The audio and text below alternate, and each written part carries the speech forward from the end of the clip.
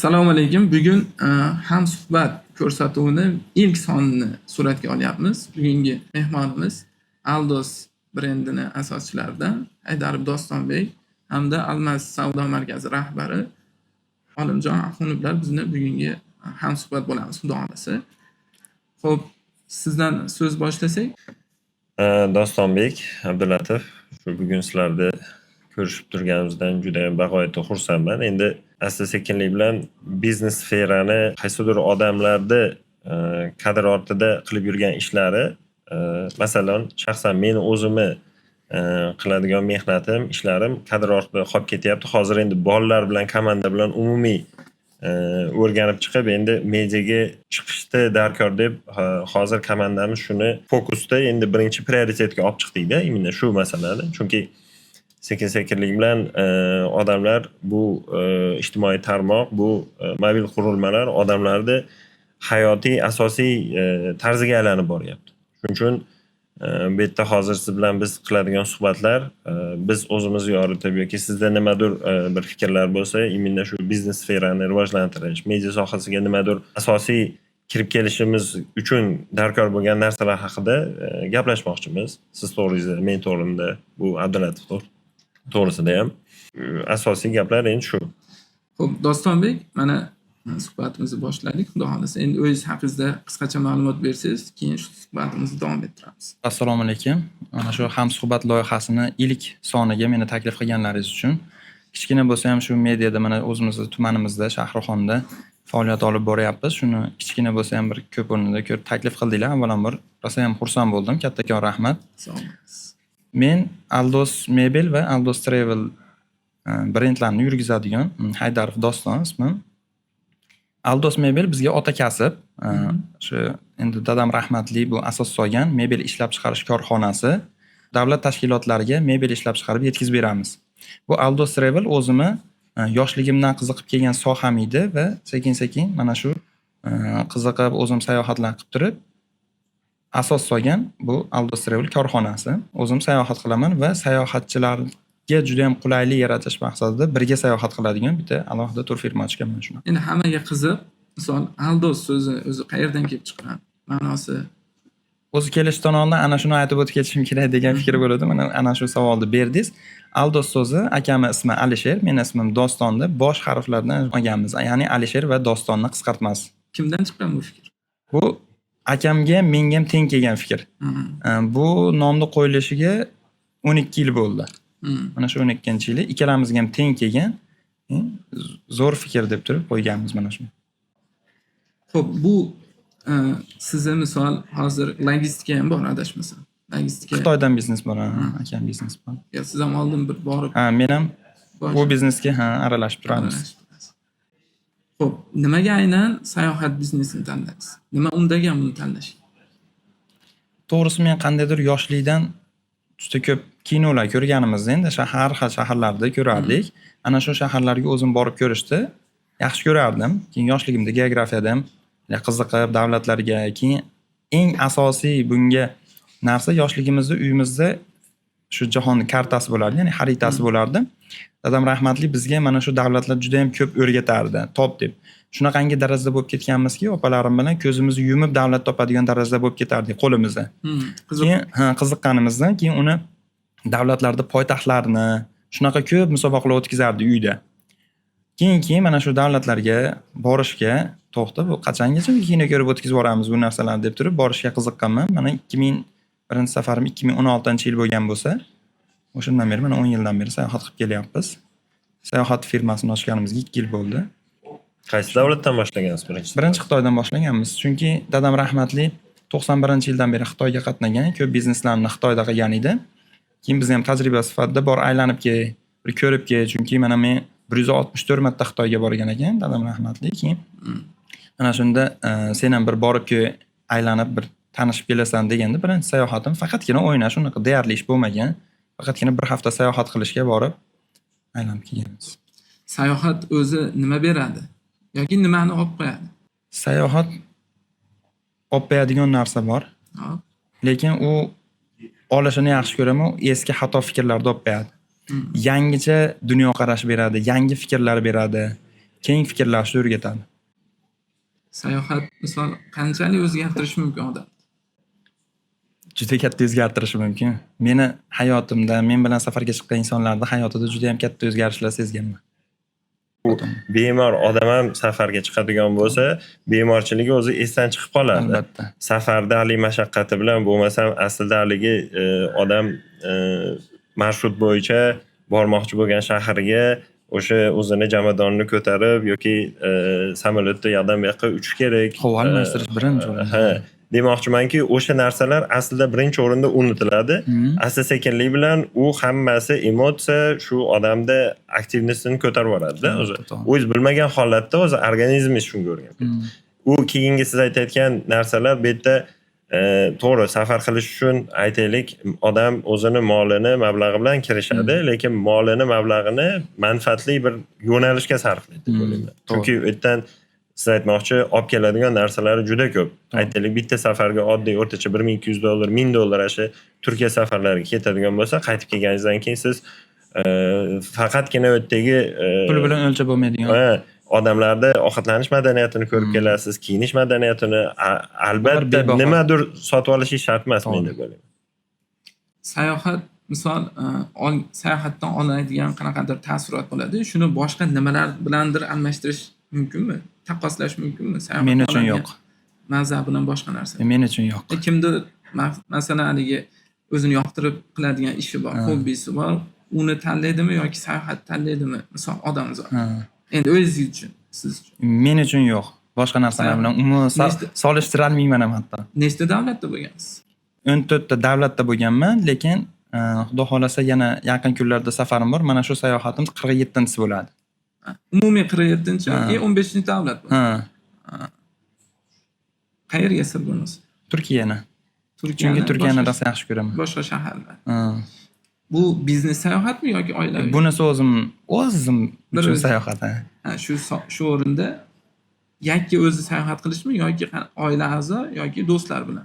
Yo'q, bunisi o'zim. Yo'q, qaysi birini tanlagan bo'lasiz? Ha. Yo'q, uni tanlagan emas, ikkalasining ham o'z o'rni bor. Umuman boshqa solishtirib bo'lmaydi deyman, chunki oilaviy ham ko'p sayohat qilaman. Chunki yana ham oilaviy sayohatimiz bor, u ham Turkiyaga.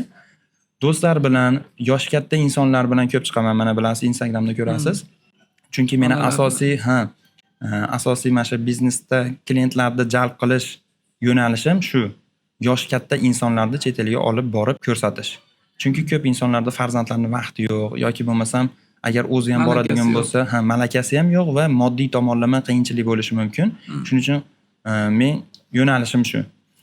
Ana shu aytmoqchi bo'lganim, do'stlar bilan alohida, oilaviy alohida, yoshi katta insonlar bilan sayohat qilishda alohida o'zini o'rni bor. Misol ota-onani yuborish uchun eng yaxshi sayohat qayerga bo'lishi mumkin? U joy muhim emas deb o'ylayman. Sayohat yaxshi o'tish uchun qaysidir davlat aynan zo'r bo'ladi deb bilmayman. Chunki men zo'r deb bilgan davlatimni kimdir borib turib, erta juda ham yomon xotiralar bilan qaytgan bo'lishi mumkin. U kim bilan boryapti turganligiga men har doim aytaman, safarga chiqqan inson asha sherigiga bog'liq deyman. Safarini yaxshi o'tishi va o'tmasligi. Agar yaxshi inson bilan fikrlashi, dunyoqarashi to'g'ri keladigan, maqsad bir insonlar bo'ladigan bo'lsa, safar yaxshi o'tadi. Lokatsiya muhim emas deb bilaman. Sayohatdan ko'pchilik endi birinchi chiqishdan qo'rqadi-yu. To'g'ri, juda ham ko'pchilik. Nima to'sadi shularni? Meni puli ko'plar ham bor-da, lekin sayohat chiqish qo'rqadi yoki undan pul sarflashga kerak emas deb o'ylaydi. Tushundim men sizni, juda ham ko'pchilik mana rosa ko'p puli ko'p insonlar bilaman, lekin hayotida hali bir marta ham samolyotga chiqmagan. Vaholanki men ularni 10 tadan ko'p davlatga borgan shekilli deb o'ylardim. Shunaqangi insonlar ko'ryapman-da. Puli bor, sharoiti bor. Kerak bo'lsa, u yoqda mana tajribasiz deydigan bo'lsak, malakasi yo'q, u yoqqa borib turib bemalol professional gidlarda yollab turib aylanib kelsa bo'ladigan, qurib yetadigan insonlar, lekin hali ham samolyotga chiqmagan insonlar ko'rib hayron qolaman. Balki ular banddir. Yo'q, ular sharoiti unaqasini ham ko'rganman, lekin bandmasini ham ko'rganman-da. Yo'q, vaqtidan qizg'anar balki deyman-da. Yo'q, vaqti bemalol va moddiy tomonlama ham juda ham haligi bemalol ishlarni yo'lga insonlar qo'yib ko'rganman. Unaqa Endi insonlar u ko'rgan. Dostonbek, Hayotda- men o'ylaymanki, o'sha odamlarga kerakli bir birodari yoki bir do'sti To'g'ri. bir xayrixohlik qilib kimdir ularni olib chiqish To'g'ri, kerak birinchi to'g'ri, o'rinda. to'g'ri. Keyin shundan keyin unga ham qiziqish ortib boradi. Men shunaqa insonlar ko'pini nima motivatsiya berib deydimi, videolar orqali yoki gap so'zlar orqali ko'p insonlar chiqishiga sabab bo'ldim deb o'ylayman, chunki chakana odam bilan safar qilmadim. Sayohatga undash uchun nima deb taklif bera olasiz? Sayohatga undash uchun Motivatsiya deydi. Motivatsiya- Sayohatga motivatsiya. men to'g'risi mana hozir deylik bitta inson, hozir mana misol olmaka siz safarga chiqmagan bo'lsangiz, men hozir sizga soatlab gapirib bersam ham, siz ha bo'pti deb eshitib qo'yasiz xolos. Boshqa ha bo'pti deysiz, o'zingiz fikringiz bor, demak yana bormay yurishingiz mumkin-da. Men o'ylayman, ana shu safarga chiqib turib emotsiya beryapman videolarda. Ana shu emotsiyalarim orqali nahotki shunaqangi joylar bor. Ha, demak odamlar bilan shunaqa sayohat qilib kelyapti, oson sayohat qilyapti, qiynalishmayapti, faqat o'ynab kulib, maza qilib, rohatlanib yurishibdi degan emotsiyalarni bera olganim uchun chiqishyaptimikin ham deb o'ylayman. Ko'pchilik qo'shilyapti. Demak, misol nechta shunaqa biznes sayohat uyushtirdingiz? Shu kungacha 20 taga yaqin. Guruhli. Guruh bilan. Jami nechta odam taxminan? Endi bittasida o'rtacha maksimum 24 ta olib chiqqanman. Undan ko'p, misol 50 taga ham olib chiqib aylanib kelishim mumkin, lekin unda u sifat bo'lmaydi deb o'ylayman. Shuning uchun eng maksimum 25 tacha odamni olib ketaman, xolos. Keyin eng kami 9 ta olib chiqqanman. Ular yoshlar, chunki ularning ko'p bo'lishini o'zimiz xohlamaganmiz. Plus o'rtacha 20 tadan yon atrofda sayohat bo'ladi har doim. Asosan sayohat tanlaydiganlar, yo'nalishni tanlaydiganlar aktiv sayohat tanlaydimi yoki passiv dam oladi? Ko'pchilik aktiv tanlaydi. Ko'pchilik Ular aktiv yoshlarmi tanlaydi. yo katta yoshli odamlar? Ya katta yoshli insonlar ham, keyin yoshlarda ham ko'pchilik aktivdi. Mana shu aktiv o'zi nimaligini bir bildirib o'tib ketsak ko'pchiligi, chunki nima deydi, notanish so'zda ko'pchiligiga aktiv sayohat bor, passiv sayohat bor. Xo'p, aktiv sayohatga mana misol uchun deylik, juda ham ko'p shaharlar o'zi aktiv deyiladi. Ya'ni u shaharga borganda ertalab nonushtasini qiladi mehmonxonada. Nonushtasini qilib, uje ekskursiyaga chiqib ketadi ko'chalarda. Ana shu shaharda diqqatga sazovor joylarni tomosha qiladi, ekskursiyalarga boradi, obedini ham ko'chada qiladi, yana boshqa joylar ko'rib, dengiz deymizmi, yana boshqa har xil bir nima deydi? Ko'ngilochar mavzularni, yangiliklar bilan ko'rib, kech payt mehmonxonasiga qaytib keladi. Do'stlar ham orttiradi. Do'stlar orttiradi, yana har xil holatga duch keladi xullas. Yaxshi, manoqli o'tkazadi. Passiv sayohatga Antaliya va Sharm-el-Sheyxlar kiradi. Chunki erta mehmonxonalar juda ham katta hududga ega bo'ladi. Inson samolyotda uchib boradi, mehmonxonasiga ana shu transfer xizmatlari bor, ya'ni kutib olish. Mehmonxonaga borgandan keyin bir hafta davomida ana shu mehmonxonada yashaydi. Ertalab nonushtasi ham, obedi ham, ujini ham ana shu mehmonxonada bo'ladi. Ba'zi bir kunlari, misol haftada bir haftaga boradigan bo'lsa, bir kun yoki 2 kun ekskursiyalarga chiqib qo'yishi mumkin. Qaysidir ekskursiya bir aylanib keladi, lekin asosiy vaqt 100% dan 90% va 95% vaqtda ana shu mehmonxonada o'tadi. Bu ya'ni yeb ichib, dengizda, bassenda cho'milib, uxlab vaqtini o'tkazadi, ovqatlanib. Ana shu passiv sayohat. Menga uchragan juda ham ko'p turistlar deymiz, sayohatchilar o'sha aktiv sayohatni xohlashadi. Siz nechta davlatda bo'lgansiz? Men ochig'i sanamaganman. Endi Taxminan. 20 tadan ortiq bo'lishi kerak. Eng yaxshisi esda qolarlingiz qaysi bo'lgan? Endi har bitta davlatda, har bitta shaharda o'ziga yarasha rom qiladigan taraflari bor. Endi qaysidir mana Dostonbek aytmoqchi, misol uchun men Yevropaning hamma shaharlariga pashti borganman. Ko'p shaharlari eski shahar tizimiga kirgani uchun u shaharlarda odam o'zi shu aktiv shu sayohat qilib turib, ko'chaga chiqib, aylanib, bemalol piyoda yurib, sayr qilib yoki misol uchun Parijga borsangiz, Sena bo'ylab sayohat qilishingiz mumkin, Louvre'ga borishingiz mumkin, Eyfel bashniga chiqish mumkin, Eyfel minorasiga yoki Rimga borilganda ham xuddi shunaqa aurani olish mumkin. Qaysidir shaharlar bor, yangi zamonaviy shaharlar. Uni aytaylik, yaqinda 2 yil oldin Dohaga bordim. Doha bu zamonaviy shahar ekan. U yerda ko'proq hayot shu biznes ustiga qurilib, yangi davlat. Xuddi shunday u yerda ham endi aytaylik piyoda sayr qilsa bo'ladi, lekin mana men Dubayga borganman. Dubayga har safar borganimda endi nimandir dengizda olamiz deymiz, lekin u yerda insonni piyoda harakatlanishiga umuman sharoit yo'q. Shahar uchun qurilmagan To'ppa-to'g'ri. Dubai. Misol mana hozir siz aytyapsiz, Turkiya davlatida misol Istanbulmi yoki o'sha Antalya shaharlarimi yoki Turkiyada ham почти 10 dan oshiq shaharlarda bo'lganman. Men qaytanga u yerda Turkiyada o'tgan yili shu mashina olib turib road trip qildim. Oilaviy road trip qildim. Uni o'zgacha gashtini oldimda. Sababi misol borganingizdan keyin qaysidir bir shaharda 3 kun 3 kunlab o'zim mashinamda boraman, shu rent-a-cardan olib, o'sha mehmonxonaga mashinani qo'yaman. Bitta narsa, jadvalsiz yurishlik osonroq bo'ldi. Siz agarda guruh bilan yoki marshrut bilan yoki o'sha qaysidir avtobus yoki poyezd bilan yoki samolyot bilan shahar o'tadigan bo'lsangiz, bu yerda o'zingizni rent-a-caringiz yoki shaxsiy mashinangiz bo'lsa, xohlagan paytda turib, xohlagan joyingizga o'zingiz reja qilasiz. O'zingizni sharoitingizdan kelib chiqib reja qilishligingiz misol uchun ancha qulaylik beradi.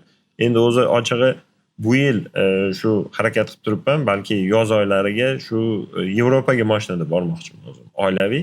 Endi haligi savolingizga yana bitta narsani aytib qo'yaman. Abdulatif, haligi do'stlar bilan sayohat qilish yoki oilaviy yoki o'zingiz sayohat qilishga menda o'zi insonda ham har bittada mana misol uchun prioritet degan narsa bor, ustunlik qilinadigan narsalar. Qaysidir yoshda men ham aytaylik bir 30 yoshgacha oshna og'ayni bilan yoki o'zim yoki biznes tur bilan sayohat qilganman. Endi tirikchilik maqsadida Xitoyga borardik biz o'zimiz ham. Keyin yosh o'tishi bilan men hozirda deyarli aktiv sayohat qilmayman. Borsam shu kombi qilishim mumkin, aralash. Misol uchun bir 5 kun resort olaman, bir 5 kun bir hafta shu shahar aylanib yoki ko'rish bilan bog'liq ishlar. Lekin uni ikkalovini ham baribir aralashtirsa, endi bizda to'g'ri gap, meni birinchi sayohatlarim почти 20 yil oldin bo'lganda, 20 yil oldin bo'lganligi uchun ancha tajriba bor. Haligi aytgandek, kim bilandir hozirgacha tur qiladigan bo'lsam, ja unaqa endi haligi sizni biznesingiz tur kompaniya bo'lgani bilan men o'zimni grafikim bilan, o'zimni biletimni, o'zim mehmonxonalarimni bron qilish menga osonroq. Chunki baribir vaqtimga yo'q, gap vaqtda nima bilishda ham emas. Bu yerda meni vaqtimga bu kishini turlari to'g'ri kelmay qolishi mumkin. Bu kishini agarda uchish samolyotlarini grafigi, jadvali to'g'ri kelmay qolishi mumkin. O'shuning uchun hozir kundagi mendagi o'sha ustunlik, prioritet ko'proq oilaviy. Ba'zida misol uchun, lekin aytaylik, oilaviy o'zi aslida sayohat qilish kichkina narsa emas, ko'p mablag' ketadi. Katta mablag' ketadi. Chunki siz misol uchun agar ayolingiz bilan yuradigan bo'lsangiz, uni ustiga farzandlarni qo'shadigan bo'lsangiz, o'sha byudjet ko'tarilib ketib qoladi. Aslida misol uchun haligi aytmoqchi, baribir o'zbekchilik, baribir iqtisod tomonini uchalamiz sayohat qiladigan bo'lsak, bitta taksiga misol uchun 3 ga bo'lasizda, $30 bo'lsa $10 dan tushadi. Bu ja bir ahamiyat kasb qiladigan narsa emas. O'shuning uchun deyman, lekin Dostonbek o'sha mendagi o'zimda kuzatilgan narsa, o'sha Abdulatif savoliga shu prioritetlar, ustunlik qo'yishlar yoshga doirlik ham baribir bo'lar ekan. Bo'lishi mumkin. Chunki men mana yoshim hozir 40 da. 40 yoshda уже 30 yoshdagi qarashimda emas menda. Aytaylik, hozir уже boshqa qarash. Borib, o'sha hech bo'lmasa bir 5 kun 10 kun sal o'zimni bir joyga qo'yib olib, sal dam olaylik, keyin o'sha aktivni qaysidir ko'rmagan joylarimizni ko'ramiz deb yurdik. Sizni mana bu uzr gapingizni bo'ldim. Hozir mana bu aytgan road trip qildim deyapsiz-ku, Turkiyada yana boshqa safarlarda qilmoqchi bo'lsangiz, bu juda ham tajribali sayohatchilar uchun emasda. Bunga haligi siz aytmoqchi duxan bo'lish kerak, qo'rqmaslik kerak. Endi sizni u duxingiz ko'p borganligi uchun uje sizga oddiy holat bo'lib ketganda, shuning uchun ularda oiladagi ayol va farzandlarni ham mas'uliyatini o'z bo'yningizga bemalol oladigan darajaga yetganingizdan keyin keladi. Unaqa fikr. To'liq javobgarlik. To'liq javobgarlik. Nima, yo'lda har xil holat bo'ladi, har xil hodisalarga duch kelasiz. Misol bu juda katta narsa. Chunki meni o'zimda bo'lgan. Men ham ayolim bilan Turkiyada biz mashina olmaganmiz, avtobuslarda, jamoat transportlaridan foydalanib, shahar avtobuslarda borganmiz. Juda ham gashti boshqacha bo'lgan, zo'r bo'lgan. Ular shunaqa, unga katta mas'uliyat, katta mablag', katta tajriba kerak bo'ladi. Ko'pchilik safar qilishdan bitta eng to'sadigan katta narsa bu til. Endi istalgan sayohatga chiqish uchun til bilmayman deb qo'rqadigan odamlar ham ko'pda. Shularga til bilmasa ham sayohat qilishi mumkinmi yoki til bilish shartmi? Misol siz uchun. Sizni fikringiz.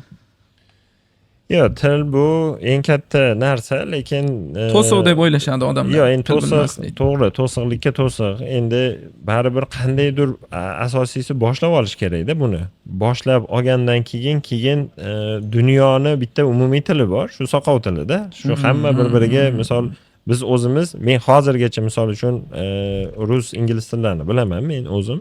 Lekin shu kungacha men endi bizda u paytda endi haligi rivojlanish biz o'qigan paytda juda ham past bo'lganligi uchun biz u paytda Xitoy tilini o'rganmaganmiz-da. Xitoy tilini Xitoyga borib yurganimizda endi biz ko'proq shu Urumchiga borardik. Uyg'urlar bizni kutib olib, kerak bo'lsa Xitoy markazlariga, Guanzhou, Yishu o'sha qaysi shaharlarga borsak, o'sha Uyg'urimiz o'sha yerga biz orqamizdan borardi, bizni bizneslarimiz yurardi o'sha orqali. Endi mana yaqinda shu binoni ijaraga bir Xitoylik kelib so'radi. Bir 10 tadan oshiq Xitoylik bilan gaplashdim. Keladi, so'raydi. Ular ko'proq haligi o'rtakash sagaylar. Maytdagi biznesni o'rganib, xo'jayinga beradi, lekin bir martada bitta Xitoylik boss keldi, haqiqiy boss. Endi uni kiyinishidan ham, o'zi haligi o'zini tutishidan ham bilinadi. Mana misol uchun o'zingiz bilasiz. O'shin bilan gaplashyapman, unga переводчикni yoqsam, yo men переводчигimni o'zim olib kelaman deyapti. U toqati yo'q haligi. Chunki bu biladi-da, baribir siz ham men ham bilamiz bu misol uchun sun'iy intellektmi yoki bu Google translatorlar hammasi baribir to'la-to'kis sizni fikringizni u berayotgan fikrni sizga bera olmaydi. Bo'lib ham Xitoy tili juda ham haligi ular bilan hali bir til topishish juda qiyin-da. Hattoki haligi biz borganimizda bitta narsani mana shu krujkani buyurtma berardik. Mashina o'tiydi, bitta andaza bermasdan miyangizdagi nima narsa aytsangiz, mana shu pastidagi ko'k rangini och moviyga almashtirib berishadi ular. Juda ham haligi aldovlar ko'p. O'shuning uchun til bu juda ham zarur. Mana men o'zim hozirgi paytda o'zim farzandlarimga shu ingliz tili endi bu haligi odatiy bir tushuncha ingliz tilini bilish. Hozir men qo'shimcha misol uchun farzandlarim bilan aytaman, arab va turk tillarini. Turk tili oddiy deyish mumkin, lekin turklarga borib turib gapirsangiz tushunolmaydi-da endi. Bitta so'zlarni ilg'ash mumkin. Lekin bu boshlab olgandan keyin bu to'siq o'tadi. O'zi asli til bilmaslik to'siq o'tadi. Keyingilarda endi odamning o'ziga bog'liq. Shu agar savdo qiladigan bo'lsa, oddiy kalkulyator yordamida. Bo'lmasam, odam haligi shu jestlar deydi, gestikulyatsiya yoki soqov tilida tushuntiriladi-da. Hali bor-ku, shu internetda videolarda chiqadi, haligi bir do'konga kirib odam sut ichmoqchi bo'lib turib, haligi sigirni mo degan belgilarini ko'rsatib turib haligi sut ichaman deydi. Shunga o'xshagan narsa. Siz o'zingiz fikringizchi? Menda to'siq yo'q. Menda tezroq chiqish kerak sayohatga. Bu men ko'p insonlar bilan gaplashib tursam, xuddi turini sotmoqchi bo'lyapti deb o'ylaydi-da. Lekin men bilet ham sotmayman, men tur ham sotmayman. Men insonlarga sayohat qilishda yordamchi bo'lishda yaxshi ko'raman, maslahatchi. Mayli mendan maslahatini olib, men ozgina bo'lsa ham tajribamizdan nimadir olib turib, sayohatga chiqsa bo'ldi. Meni maqsadim shu. Mana shu o'zi bu tur firmani ochishim maqsadi shu tumanimizdagi insonlarda dunyo ko'rishiga sababchi bo'lishdan, sababchi bo'lishiydi. Til bilmaslik juda ham ko'pchilik o'zi shundan gapiradi menga. Men aytaman, endi siz hozir biznes bo'yicha o'tib ketdingiz-ku, sayohat qilishda aka deyman, siz sayohat qilgan ketyapsiz, o'ynagani ketyapsiz, pulingiz bor, puli yo'q odam sayohatga chiqolmaydi. U sizni pulingizni olmoqchi u yoqqa borganingizdan keyin. Qaysidir davlatga borsangiz, sizni ko'zingizga qarab turib nima deyishingizni bilib oladi deyman-da, rostdan ham shunaqada. Endi u rasa kerakli joylariga mana Google переводчиklaridan eplab-seplab foydalanib olsa bo'ladi. Lekin biznesda siz aytgandek haqiqatda tarjimon yoki o'zi til bilsa, u juda ham katta yutuq. Xo'p, endi mana bu oddiy masalan bir haftalik sayohatga chiqib turgan taqdirda ham til bilmaslik hech qanday muammo yo'q. Chunki borishiga qo'lida voucher qog'ozlari bo'ladi, aeroportda kutib oladi. Uni so'z ishlatishiga hojati yo'q. U shu dam olishni bilsa bo'ldi. Dam olish zo'r dam olib bersa bo'ldi-da. Qo'lida voucherlari bo'ladi, uni ko'rgandan keyin bo'ldi. Uni olib ketishadi, mehmonxonasiga joylab, shuni qo'liga kartasini beradi, bo'ldi. U faqat o'ynab beradi. Keyin yana qaytarib turib aytadiki, tushuntirib, sen deydi, ketadigan kuning mana bu chisloda, soat mana bu joyda resepsiyonga chiqib turib, biz seni olib ketamiz deydi, yana aeroportga borib kuzatib yuborishadi. Bu hech qanday muammo yo'q. Endi lekin til bilsa, bu katta imkoniyatlarni ochadi. Ana shu Qo'shimcha. sayohatda qo'shimcha u faqat yutuq, nur ustiga a'lo nur deydi-yu. U juda ham katta yutuq. Ana shu yaxshi joylarga borgandan keyin mana misol Antaliyaga yoki Sharm el-Shayxda premium klass mehmonxonalar bor. VIP darajadagi juda ham zo'r mehmon. Ana shu yerda tanish bilishlar orttiradi. U misol mana u joylarga Rossiyadan, Ukrainadan, yana ko'p davlatlardan, yana har xil Yevropa davlatlaridan ham ko'p turistlar keladi. Ana shular bilan tanishib turib, qaysidir bizneslarni yo'lga qo'yib yuborish ham mumkin deb bilaman men. Xo'p, misol Turkiya safarida men Instagramingizda ko'rib chiqdim-da, asos sayohatlar. Endi menga qiziq mavzu Qashqarlar makoni. Ko'pchilik erkaklar endi ko'rgan ancha. Men misol 850 dan ortiq seriyasini ko'rdim. Endi oxirgi keyin chiqmay qo'ygandan keyin ko'rmay qo'ydim. Haligi orada uzilish bo'lib qoldi. Shu safarlarda Turkiya o'sha Qashqarlar makoniga oid manzillarga bordingiz. O'zingizda qanaqa bir hissiyot bo'ldi? Siz ham qancha seriya ko'rgansiz? Men oxirigacha ko'rganman. Oxiri mana eng oxiri finaligacha ko'rganman. Yo'q, o'sha misol u yerda vibe'ini his qilish qanaqa bo'ldi o'zingizda? Ko'rib. U endi ta'riflab bera olamanmikan? Xullas, Qiziqalasiz. qarang, mana orzu qildingiz, orzularingizga erishdingiz. Armon bo'lib qolib ketmadi. To'g'risi, men endi to'g'ri juda ham katta orzu, meni maqsadim emas ular. Lekin xohlagan narsalarim edi. Orzularim juda ko'p, maqsadlar, ular maqsadlar bo'lmaydi. Menda hali juda ham katta, mashina ko'rmasam bo'lmaydi, otimni boshqa qo'yaman degan narsalar yo'q. Prosta qaniydi borsam degan narsalar bo'lardi. Bitta narsani niyat qilyapman va unga erishyapman. Hali joyda turib maza qilaman. Erishib bo'lgandan keyin. Erishgandan keyin ana shu joyga Xudo yetkazganiga alhamdulillah deyman.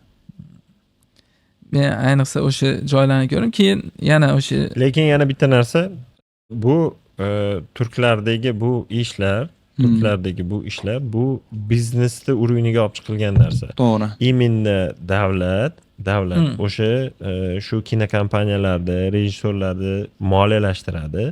Bu narsa tizimli rivojlanganda har bitta misol uchun turk seriallari odam olib kelishdan emas, bular o'zi asosan ko'pincha tarixda oladi. Tarixda yuzaga chiqarib, mana misol men gapni ochig'i Qashqarlar makonini ko'rmaganman. Yana hali xafa bo'lmanglar.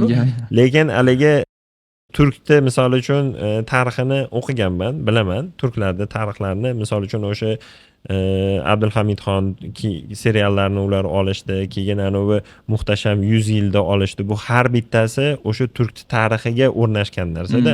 Undan keyin hozir mana bugungi kunda o'sha Turkiyaning Istanbul shahri dunyoda eng sayohatchilarning orasidagi ommabop o'sha eng topdagi shahar hisoblanadi.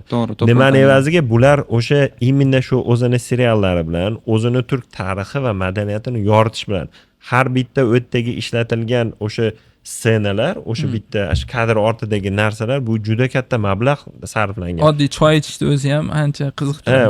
O'sha misol aytaylik, o'sha Muhtasham 100 yildagi Sulton Sulaymonni kiyimi bo'ladimi yoki uni ayollarini, o'sha saroylarini ham odam uni o'zi borib ko'rmagan, lekin mana men bilaman, ayollar yoki o'shani ko'rgan kinolarda odamlar borib saroylariga kirib turib, qayerda kim qanaqa qilib o'tirgan, qayerda u nima bilan mashg'ul bo'lgan bilishar ekanda odamlar. Shu darajada. O'shuning uchun bu biznes darajasiga olib chiqilgan narsa. Mana aytaylik, Saudiya Arabistonda ziyorat turizmi davlatdagi nomer 1 yalpi ichki mahsulotlarni o'sha taqsimlaydigan narsada pul o'shin bilan qilib keladi. Turkiya davlati o'shini o'zini tarixini rivojlantirishini orqali o'ziga sayyoh jalb qilyapti, o'zini xizmatini sotyapti. Mana bizda ham hozir bilsangiz, sekin-sekin astalik bilan bizni O'zbekiston davlatining aholisi ko'payib boryapti. 40 million aholi. Aytaylik, misol biz Andijondan turib Chorvoqqa yozgi kunda boradigan bo'lsak, men to'g'ri gap o'zimcha xushlab bormayman. U tomonga borib tog' oshib, yana charchab, yana boshqa qilib borishdi. Undan ko'ra shu narsalar o'zimizni yaqin hududlarda biron bitta shu dam olish joylari bo'lsa, bir 100 kilometr borsa deyman. Shu sekinlik bilan mana yaqinda Islom sivilizatsiya markazini barpo qilishdi. Buni ham menimcha 2017-yildagi loyiha bo'yicha shu bugungacha o'ylaylik, hozir 9 yilda bo'lyapti. Bu juda ham katta proyekt. O'tgan ham har bitta haligi davlatlarning madaniyatini haligi burchaklarini qilib chiqishibdi. Misol uchun Madina, Makka, Basra deb o'sha shaharlardan bir parcha qo'yganda, o'shin bilan haligi sekin-sekinlik bilan bizdagi o'sha mashhurlikni ham oshirish kerak deb o'ylayman. Shunga uringa yetadigan seriallar kerak bo'lsa ishlab chiqarish kerak. Sayyohlarni o'zimizga jalb qilish uchun. To'g'ri. Va ular tarjima qilgizib sotish kerak boshqa davlatlarga. Keyin yana bitta narsaga qoyil qolaman. Mana Turkiyaga borib, ko'rib juda ko'p piyoda yuramanda. Hammasi tarixiy binolarda sayohatchilar uchun ular pul sarflamagandan nimalarga? Hali bir narsalar barpo qilishga. Yangitdan, Ota bobolari qilib qurmagan. kelgan, ashlar bular shuni videoga seriallar qilib chiqarib beryapti, odamlar shuni ko'rgani kelyapti-da. Mana hozir O'zbekistonda misol uchun dunyoga tanish uchun chakana ishlar qilmaslik kerak. Hozir juda katta pullar sarflash kerak yoki boshqa. Mana kerak bo'lsa Singapur qancha mablag' sarfladi, Dubay qancha, mana Dubay o'zi bitta namuna o'zi yetadi mana shu. Mana Doha deymizmi? Yana mana hozir Saudiya Arabistoni mana turizmni rivojlantirdi, to'g'rimi aka? Qanaqangi katta pullar sarflayapti. Dunyodagi eng baland binolarni qurib, yana boshqa. Jozibadorlikni oshirmoqchi. Oshirmoqchi. Lekin Turkda o'zi ota-bobosi qurib ketgan shularni ko'rsatib madaniyatni beryapti, xolos. sal ochiqlab beryapti xolos. Shu. Keyin yana bitta narsa, Turkiyaga endi bizga agarda misol uchun bizga xoslikni oladigan bo'lsangiz, endi millatimiz tubdan bir xilligi uchun madaniyatimiz ham o'xshashib ketadi. O'xshashib ketadi. Oziq-ovqatdan ham qiyinchilik yo'q. Aslida misol uchun Dubayga yoki Qatarga yoki boshqa shu o'zimizning Osiyo mamlakatlariga boradigan bo'lsangiz, ammammi yana qaysidir ularda hammasida baribir Pokiston taomlanishda ham baribir odamga baryer bor. Kimdir o'zini haligi o'zini ichki chegaralaridan misol uchun kimdir baliq yemaydi. Kimdir yana bir boshqa haligi sushi yemasligi mumkin, boshqa bo'lishi mumkin. U odamga o'sha chegara baryer. U haligi u davlatga borib haligi to'siq nima bu? Hali boshida bu kishi savol berdi-ku sizga. U davlatda borgan paytda kerak bo'lsa mavsum ham ahamiyat kasb qiladi. Hali ota-onasi uchun qaysi davlatni tavsiya qila olasiz desangiz, misol Dubayga saratonda borib bo'lmaydi. Bizni o'zbeklar uchun ham bu juda og'ir. Juda. Shuning uchun mavsum ham juda ham ahamiyat kasb qiladi. Ayniqsa aka, o'sha ovqat deganingizda bizni o'zbeklarga teng keladigan yo'q shekilli tabi-nozik bo'yicha sababi. Yemaydi. Chunki mana bu hozir siz aytgan u boshqa millatlarda ovqat, biz misol uchun mana o'zimizni shu yashab turgan joyimizdagi oshxonalarga qanchalik baho berib yoramiz-u? Bunisi yaxshi, bunisi yomon, bunisi unaqa. U yana Dostonbek bizni o'sha biz bilan borgan hamsafarlarimiz borib ovqatdagi go'sht ta'midan tanlov chiqaradi. Keyin men aytaman, "Ey do'stlar, ko'p bo'ldi, shunaqaligi Dubayga bordik, qolgan hamsafarlar bilan haj umralarga endi ko'pinchalik oddiy odamlar bilan borganimizda men aytaman, borib turib shashlikli, somsayli desa, "Ey o'g'aylar, o'zi kelgan bo'lsang 15 kunga kelgansan. Bu yerda madaniyatidagi bir taomlarni yeb ko'r, tekshirib ko'r, haligi ashini his qilish kerak-ku. U ko'rinishidan misol uchun, "Ha bu menga to'g'ri kelmaydi, men bunaqa ovqat yemayman, men yoqtirmayman." Qaysi bir joyga borsam, o'sha o'zim taomini yegim keladi. O'sha o'zim misol qaysi davlatda men sinab ko'raman men ham narsani. Chunki aytaylik, mana Ozarbayjonga borsangiz, musulmon davlat, musulmoncha ovqatlari mana halolligi bor. Misol uchun Gruziyaga borsangiz endi qidirib borib yeysiz, majbursiz. Lekin aytaylik, Turkiyada hech narsani qidirmaysiz-da. Albatta. Lubo ovqatini endi ko'proq endi baliq, men mana bularga ham aytaman, baliq yegani boraylik desa, men aytaman, mangalda baliq bo'lsa, aytinglar borib yeylik. Manaqa yog'da qo'g'irsa, u o'sha yoqqa tushgandan keyin yog'da konservantlari o'tib ketadi-da baliqqa.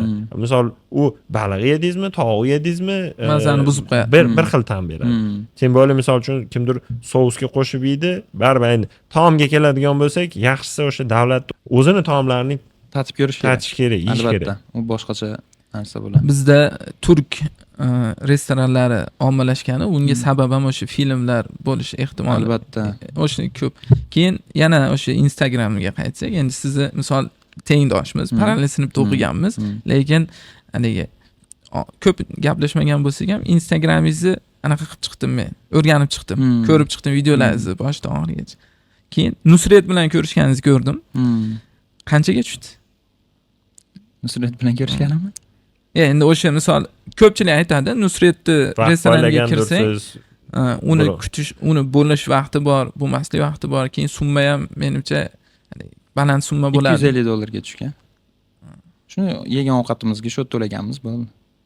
Endi lekin o'sha yerda men tajribaligim nima bo'lgan deyman. Arzon tushiga sabab bo'lgan. Chunki yerda qimmatga tushish ehtimolim juda ham katta edi. Ular shunday voqea bo'lgan. O'zi men bilardim, chunki Instagramini ko'rsangiz, odamlar o'chirib turadi. Men kech payt ujin qilgan bormoqchi bo'lganman. Keyin yaxshiyam kunduzi joy bron qilib qo'yish uchun borganman ana shu restoranga atay, chunki men yotadigan mehmonxonadan taxminan 20 kilometr atrofida uzoqda edi. Keyin borish uchun 1 soatga yaqin vaqt ketar ekan. Keyin bordim. Sabab kech payt endi sheriklarim bor, 4 ta sherigim bor. Shu kuni tug'ilgan kunim bo'lgan. Endi tug'ilgan kunimni men qilib beraman deb qo'yibman. Keyin Nusratda qilib beraman deganman bo'lib ham. Bo'pti deganmiz. Keyin eng qizig'i u bilan uchrashish oldindan plan bo'lganda pichoqlar sovg'a olganmiz. Endi Sharxon pichoqlari bilan mashhur. Mashhur, to'g'ri. Keyin u bilan ko'rish uchun joyda bron qilib qo'yganmiz. Kunduzi kelib ismlarimni yozdirib qo'yganman. O'zi juda ham ozgina joy qo'ygan ekan, yaxshi ham kelganman deganman. Keyin kech payt kelsam, haligi restoranga kelyapman. Taxminan 200 metrcha masofada odamlar o'chirib turibdi-da. Kirish uchun. Kirish uchun taxminan 200 metr. Haligilarda endi men oldidan o'tib kelyapman. O'zi ashetta yaxshi ham kelibman degan xursandchilik. Keldim. Ismimni aytsam, shunda meni joyimni berishdi. Xursand bo'ldim. Keyin ofisiant aytdiki, senga dedi, necha kishisanlar? 5 kishisanlar. 5 kishimisanlar dedi. Ha dedim. Keyin mana bu ovqatlar dedi, zo'r tavsiya qilaman boshqa deb hamma yo'g'ini salatlarni, hamma yo'g'ini taklif qilyapti. Shot nech pul bo'ladi keyin? Nech pul buning desam, set taklif qiladi. Keyin $500 ga yaqin summa aytdi. Yo'q dedim, sen dedim boraver dedim. Keyin o'zimiz dedim, endi u sal menejerroq ekan, boshqa ofisiantlar chaqirib, keyin menuni olib ketib, keyin o'zim sekin tanlab bir boshdan. Lekin hali $250 bo'ldi. Hammamiz to'ydik, maza qildik, zo'r ovqatlarni yeganmiz. Keyin u aytdiki, Nusrat dedi, keyin yoningga kelib dedi, seni go'shtlaringni dedi, mana unaqa qilib shoular qilib beradigan bo'lsa dedi, yana ham dedi qo'shiladi, qanchadir summa dedi, uning uchun kamida $700 ekan, ovqat zakaz qilish kerak ekan. Cheki bor ekan dedim. Keyin men dedim, keyin aytdim, yonimda dedim qiladi, ashitda ko'rib qo'yaraman dedim. Ashitda nima aylanib shu qilib yuribdi. Aynan meni stolimni qilish shartmi dedim. $700 sarflaymanmi shunga dedim. Keyin yonimdagi stolda qildi. Shunaqangi 1 metr atrofida turibdi-da. Haligi xuddi bizni videoga olsam, bizni stolda qilyapti deb o'ylaysiz haligini. Lekin aytganman, videoga olib mana yonimizda stolda shou qilyapti deganman. O'sha misol $250 ga tushdi deyapsiz. O'sha oqladimi? U atmosfera, qimmat atmosfera bo'lgan, zo'r. Maza qilganmiz. Ovqatlari ham zo'r. Hayotimda yemagan steyklar yeganman. U misol 250 bir kishigami yo 4 kishiga? Yo'q, 5 kishiga. 5 kishiga. O'zi $500 tushardi, $100 dan tushardi. Taxminan bir kishiga, keyin yo'q deb turib men oqilona ish tutganmiz o'zimizcha. Keyin pichoqni sovg'a qilganmiz. Rosa hayron qolgan pichoq, chunki u mana bu o'zimizning pichoqlarga o'xshamasdi, shakli juda ham ko'rgan bo'lsangiz, neobechniy-da, haligi yoshligimizda kinolar, o'rmonzorlarda nimalar, daraxtlar chopib o'tib ketadigan chopqilar bo'ladi-yu, xuddi o'shanga o'xshagan pichoq edi. Zo'r, haligi nima deydi? Maxsus yasatib. Maxsus yasalgan pichoq. Anaqami? Meksikanskiy machete deydi. O'shanga o'xshaydi. O'shanga o'xshaydigan pichoq. Ertasi kuni mana Burak toshxonasiga kirganmiz. U qanaqa bo'lgan? U ham zo'r bo'lgan. Sovg'a ungan pichoq olganman. Borganman restoranga, qarasam rasmga tushish uchun 200 ta odam o'chirib turibdi unga. Burak bilan ham men haligiga yaqinlasha olmayman ekan ham qarasam. Men to'xta dedim, boshqacha xod qilamiz dedimda, ofisiantga aytdim, nima Burakka ayt, senga O'zbekistonda bitta juda ham katta maxsus sovg'a olib kelibdi, bitta har nima mana shunaqa klientimizda, mijozimizda dedim. Juda ham katta sovg'a olib kelganman dedi. Qani u sovg'ani deyapti. Senga ko'rsataman, Burakka ko'rsataman xolos dedim. Chunki hali kichkinagina pichog'imni ko'rsa, mensimay qo'ymasin dedimda, ati oldimizga kelsin deyapman. Keyin bo'pti aytaman dedi. Keyin oldin ko'rsat dedi, men hech kimga ko'rsataman, maxsus Burak uchun dedim. Ertaga mana shu do'stlarimiz bilan 5 kishi o'tiribmiz. Hamsafarlar bilan. Keyin hali Burak keyin nimadir bo'ldi, hamma potrab ketdi, ofisiantlar ham hali joyda bir boshqacha hamma harakatlari o'zgarib qoldi. Nimadir bo'lyapti deyapman-da. Keyin Burakda kimga tortib olib ketishmoqchi, olomonni ichidan olib chiqib ketishmoqchi bo'lyapti. Qarasam, cho'ta biz stolga kelmaydi u deyapman. Keyin Ali joyda keyincha Burak dedim, senga sovg'a bor desam, keyin hadya bor dedim. Keyin Ali ofisiantlar ham bunday qo'ygan odamlarni bir chekkaga surishdi-da, meni nima qiladi? Kichkinagina pichoqni olib. Keyin unga sovg'a qildim, video rasmlarga tushdik. Ana shu paytda Habib kelgan ekan. Habib o'z komandasi bilan kelgan ekan. Restoranga kirgan, ular 2-etajga chiqqan. Men uni ko'rmay qolganman. Agar ko'rganimda yana bitta pichog'im bor edi. Chunki 3 ta pichoq olganman. Bittasi Nusratga, bittasi Burakka, keyin uchinchisini yana kimgadir beraman degan edim. Zapasim bor edi. Lekin bilmaganman, keyin xullas biz uje ketadigan vaqtimiz bo'lgan, ketganman. Taksida video qo'yib ko'rsam, Habib kelibdi-da. Rosa qattiq afsuslanganman ketib olganimga. Keyin haligi ismini hozir bilaman, esimdan chiqib qoldi. Haligi ulamo bor-ku, kim edi? Doktor Zokir Naik. Qayerda bo'ldi u? U bilan Malayziyada ko'rishdim. Ha. Kuala Lumpur shahrida. Chunki hozir u Malayziyada yashaydi. Hindistonda ko'p taqiqlar bo'lganligi sababli deyishadi, siyosiy nimalar. Unisini to'shni bilmayman, lekin U qanaqa joy edi? u Malayziyaning eng mashhur Putrajaya degan rayoni bor. Yangi rayon, davlat tashkilotlari, parlament, shu davlat vazirliklari va ana shu joyda ko'lni bo'yiga eng mashhur pushti rangli masjid bor. Pushti rang deb, chunki u masjid qurilishiga bo'lni pushti rangli marmardan foydalanilgan ekan. Juda ham noyob ekan, qaysidir davlatdan olib kelingan deyishdi, esimda qolmadi. Ana shu Bizdagi masjidda oq masjidlarga o'xshagan ekan. shunaqa. Keyin men bitta Shahrixonlik bitta talaba bo'lib o'qiydigan ukamiz bor edi. O'sha aytib qoldi, aka dedi, har juma dedi, doktor Zokir Naik dedi, ana shu masjidda o'qiydi dedi. Keyin kakras biz ertasi kuni juma bo'ldi, ertaga ana shu masjidga boramiz deyildi. Bordik, keyin men ham sheriklarimiz bor edi, 12 kishi borganmiz, 11 ta. Hammaga aytdim, akalar dedim, doktor Zokir Naik shetda ekan, kelar ekan deb turib reja qilib borganmiz. Keyin bordik-da, men endi Zokir Naik endi oldida o'tirishi aniq-ku, katta ulamo. Bordimda shunda qanikin deb istayap tursam, meni oldimda turibdi-yu. Shuni buni qo'lim uzatsam tegadigan joyda turibdi ekanda. Keyin juma namozini o'qidik, o'qigandan keyin videolarga, rasmlarga tushib oldik. O'sha paytda siz bilan sayohatga borganda biz tanishlar ham, qaysidir tanishlar kimligini esladim aytdi-da, shunaqa biz anaqa qilmabmiz, Doston borib ko'rishib yonida turgan ekan. Keyin haligi joyda yonimda o'tirdi, keyin men gruppaga aytdim, akalar oldidan o'tiribman, kelinglar sizlar ham dedim. Ba'zi birlar sim karta olmagan edi. Ular xabari bo'lmagan, ko'rolmagan, bir chekkalarda qolib ketishdi yoki bo'lmasam tashqariga chiqqandan keyin bir uzoqlardan zo'rg'a videolarga tushib eplashdi, lekin meniki juda ham ajoyib bo'ldi. Lekin bitta sherigim shunaqangi oqilona foydalanadi. U videoga olmayapti edi. U shunchaki ko'rishib olaman dedi. Uni yonida endi axranalari bor edi, yaqinlashtirmayapti edi. U endi gavdali, xuddi axrani bor formada edi. Gavdasi shunaqa edi-da, keyin haligi ham shuni axrani bo'lib oldi-da, odamlar surib yoniga doktor Zokir Naikda nima ushab chiqdi. U eng zo'r foydalangan u bo'ldi. Keyin Zokir Naik ham qarab turib, "Thank you" deb qo'ydi unga. U safarga chiqib sim karta olmaydiganlar ham bormi? Juda ko'p. Juda ko'p. 95% odam olmaydi, nimagadir. Juda xato deb o'ylayman. Juda ham katta xato. U Endi kimdir miyamdan oladi deydi. Keyin u samarali foydalana olmaydi ham. To'g'ri. U odamiga bog'liq. Misol uchun, mana men o'zimdan kelib chiqadigan bo'lsam, men gap ochig'i 5-6 yildan beri yesim ishlataman. To'g'ri gap, sim kartani bu yerdan O'zbekistondan hali boradigan safarimga bormasdan oldin buyurtma qilib, yesimni viza karta orqali olib qo'yaman.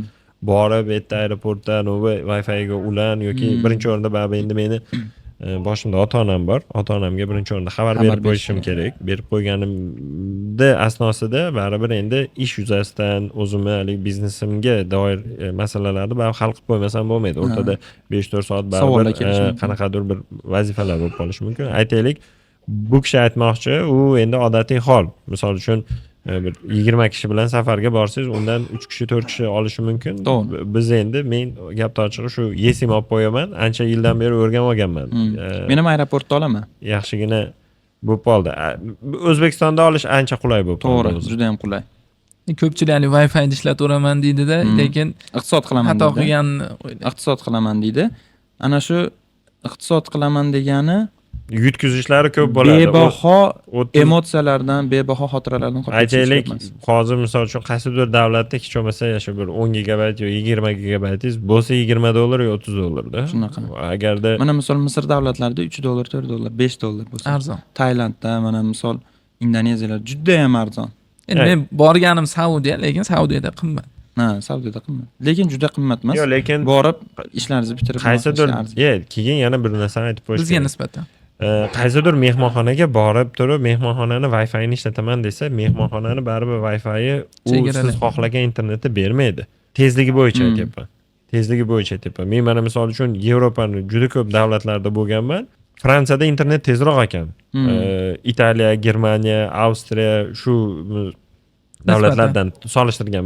Bir paytda o'zida 3-4 ta davlatga bordim. Borganimda o'sha endi haligi Orange degan kompaniyani internetidan foydalandim. Davlatdan davlatga o'tganimda ular baribir roaming bo'lib turib boshqasiga ulanib oladi-yu. Misol haligi Orange'da Italiyada ulasangiz, Fransiyaga o'tasizmi, Ispaniyaga o'tasizmi, qayerga o'tsangiz ham o'shani o'zini haligi hamkoriga ulab oladi. Lekin Fransiyada internet tez ekan.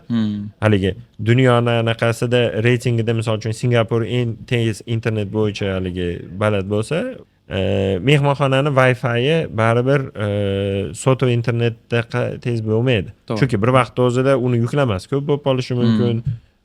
Aytaylik, mana shu chegara bo'lishi mumkin. Misr yoki rezortda bor o'sha mehmonxonalarda jicha qiyinroq o'ylayman. Keyin sayohatda ko'rgan eng qimmat narsangiz nima bo'lgan?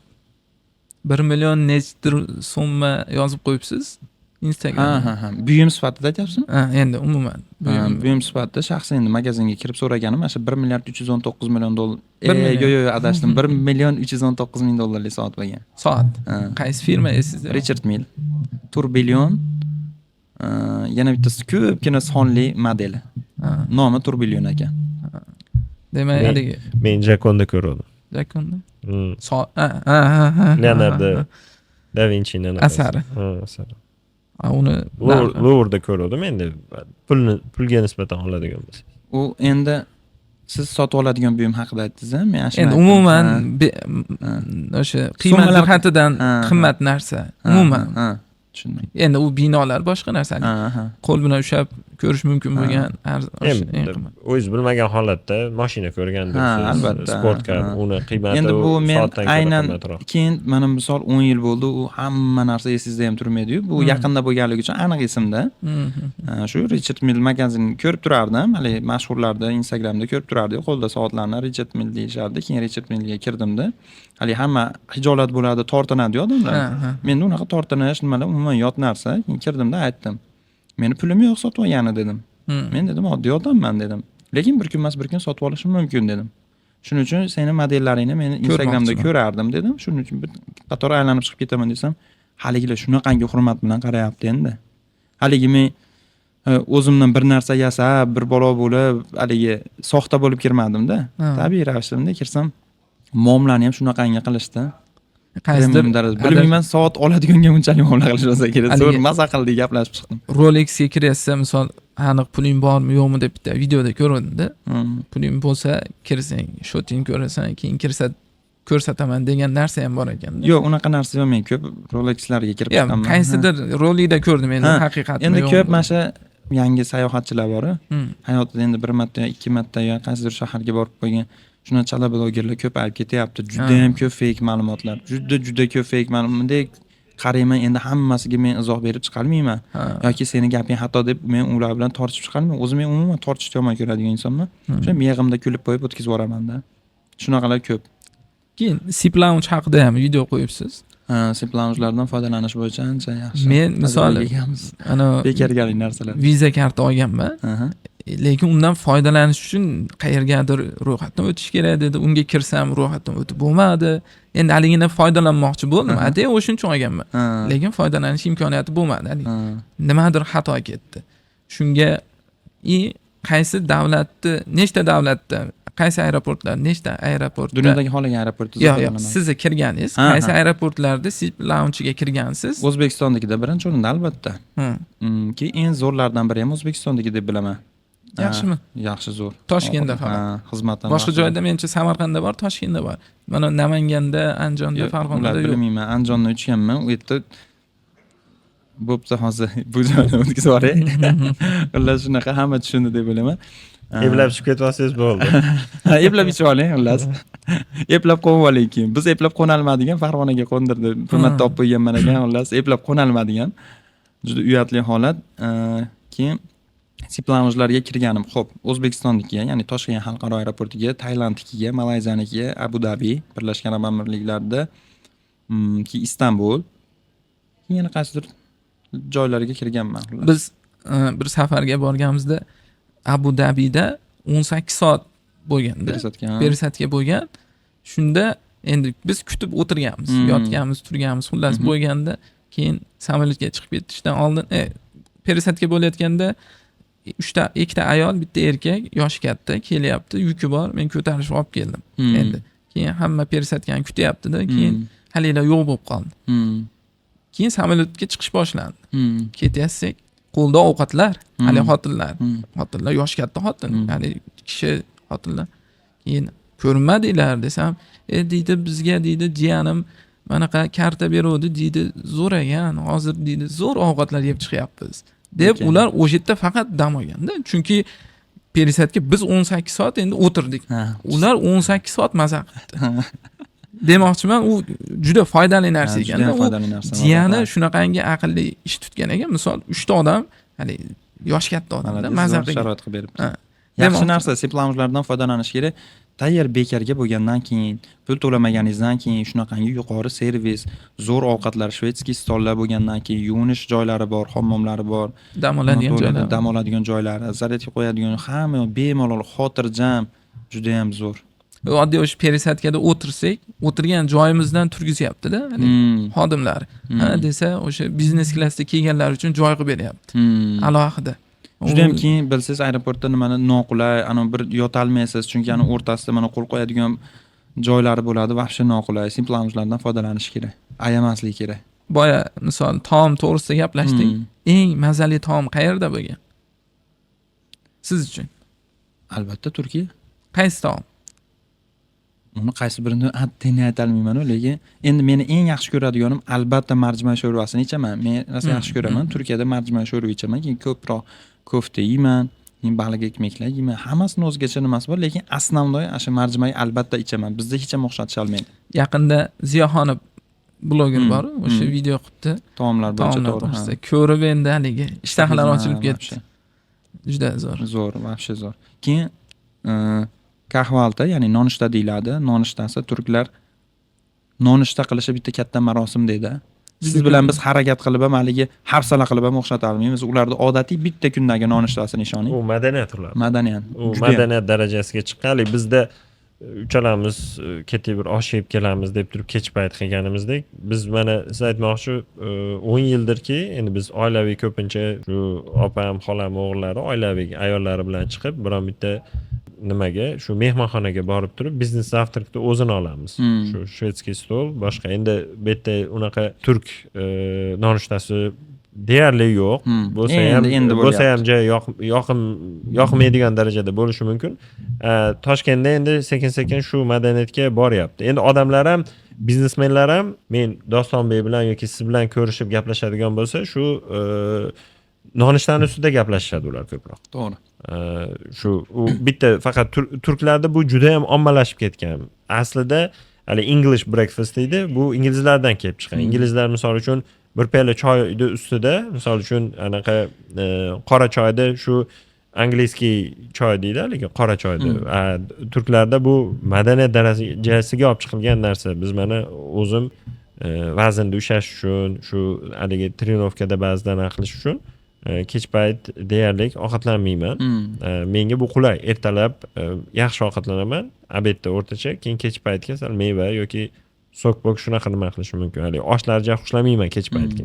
Shuning uchun siz aytmoqchi, bu turklarda imенно shu nonushtasi, obilniy ovqatlanish, ayniqsa sayohatga chiqsangiz ham o'zi asli ertalab yaxshigina ovqatlanib olsangiz, u haligi aktivniy anaqangizda shahar bo'yicha aylanadigan bo'lsa, ovqatni baribir nimasini birinchi darajaga olib chiqmaysizda. Ko'proq narsani ko'rib olay, keyin уже taomlanishni o'ylaysiz. Mana shu gapingizga qo'shimcha yaqinda Toshkentda Intercontinental mehmonxonaga kirgandim. Bitta tadbir bo'ldi. Keyin men to'g'risi qiziquvchanman, endi tadbir boshlanishiga birozgina vaqt bor edi. Hamma endi eshik tagida, yana katta biznes zalga kirishga endi kutib turibdi, eshik tagida gaplashib, tanish bilishlar. Endi meni tanishim yo'q, bitta o'zim borganman. Keyin endi men mehmonxona bilan tanishni boshladim. Birinchi keyin qarasam hamma nonushtaga kirib ketyapti. Mehmonxonada yashovchilar. Chunki ertalab bo'lyapti endi. Keyin men ham kirdimda, eshik tagida kutib oladiganlar bor. Hali xona raqamingiz necha deydi yoki bo'lmasam pulga olib kirasiz. Men dedim, nonushta qilmayman dedim. Bu mehmonxonada ham yashamayman dedim. Shunchaki ko'rib ketmoqchiman. Vaqt kelsa, kerak bo'lsa bir har kun ko'rishim mumkin. Keyin narxi necha pul desam 350 ming dedi kishi boshiga. Taxminan 350 ming edi. Keyin bo'pti dedim, qani 350 mingga arziydimi, arzimaydimi? Men bilmoqchiman. Ko'rib aylansam bo'ladimi desam, bemalol deb endi 5 yulduzli gostinitsalar endi juda ham hali muomalalari zo'r, keyin aylanib, hammasini videolarga olib chiqyap tursam, Korzinkani boshlig'i Zafar aka Hoshimov o'tiribdi, nonushta qilib o'tiribdi, bitta chet ellik inson bilan. U Zafar aka Hoshimov Toshkentlik bo'lsa, hayotda u mehmonxonada qolmaydi-da. Demak dedim, u shu biznes partnyor kimdir bilandir, shu ish bo'yicha ertalabda gaplashib o'tiribdi degan narsa bo'ldi-da. Ha. Qarang, mana shu bizga ham уже kelibdi deb. Endi ular avvalroq boshlagandir, endi biz endi his qildik-da. Ha. O'z ko'zim bilan ko'rdim. Xo'p, keyin yaqinda challenge boshladim deb video qo'yyapsiz. Ha.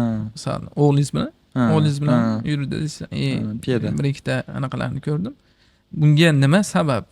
Anaqa nima deydi? Ozish uchun desa o'zi menimcha yaxshi, hamma yo'q yaxshi. Nima undayapti unga? Xo'p, men sayohatda kuniga kamida 25 ming qadam bosaman. Keyin sayohatda yurganimda avvalo havo ta'sir qiladi, chunki bizni havo to'g'risi yashirmasdan aytaman, yashirsam ham hamma yolg'on gapiryapti deb aytadi, juda ham yomon havo. Sayohatda avvalo havo tufayli, keyin mana shu ko'p harakatliligim tufayli qandaydir rosa kuch-quv ichimga sig'may ketaman. Hali mana nechta odam bilan sayohat qilgan bo'lsam, nechta joyga borgan bo'lsam, hali menga teng keladigan piyoda ko'p yuradigan inson hali topganim yo'q to'g'risi. Men charchamaydigan sortidanman sayohatda, lekin mana Sharxonda mana shu yerda yashasam, mendan dangasa odam yo'q. Ishoning, nomer adiyman shekilli biling. Mana shu harakatsizlikdan bo'lyapti shekilli dedim. Qarasam, hali programmalar bor.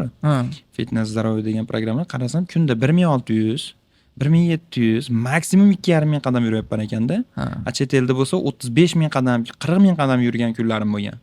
Demak, shundan shekilli hech bo'lmasa 10 ming yuraydi, deyapman-da. Shunga ham sayohatga chiqarasiz shekilli-da, yuraman ko'proq yuraman. Shunga shekilli, keyin shuni o'zimga o'zim maqsad qo'ydim. Instagramga nimaga olib chiqyapti turganimiz sababi, agar uni hech kim bilmasa, o'zim qiladigan bo'lsam, aniq 2 kundan keyin dangasa tomirlar tortishib, uni qilmay qo'yishlik nimam bor edi. Instagramda o'zi ham sizga motivatsiya bo'ladi, chunki mana odamlar ko'ryapti, kuzatyapti. Mana kech paytda ko'rib o'tib ketyapti, o'g'lim bilan o'tib ketyapti tursam, bitta o'zimiz Sharxonda bitta bloger bola ko'rib qoldi. Hali ko'rish ulgurmasdan videosini yoqyapti. Mana Doston akamni ko'rib qoldim. Hozir ko'chada challenge uyushtiryapti, piyoda yurish bo'yicha deb.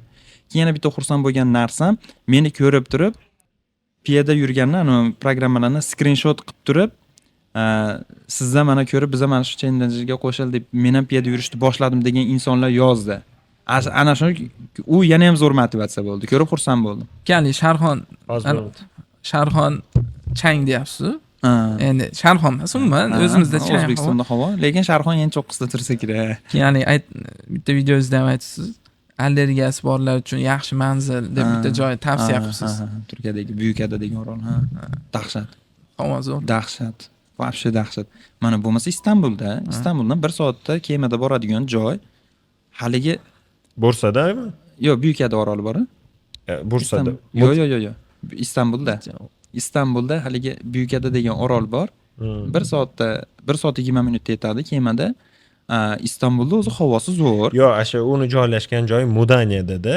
Yo'q, u siz boshqa joyda aytyapsiz. U Istanbulda o'zida.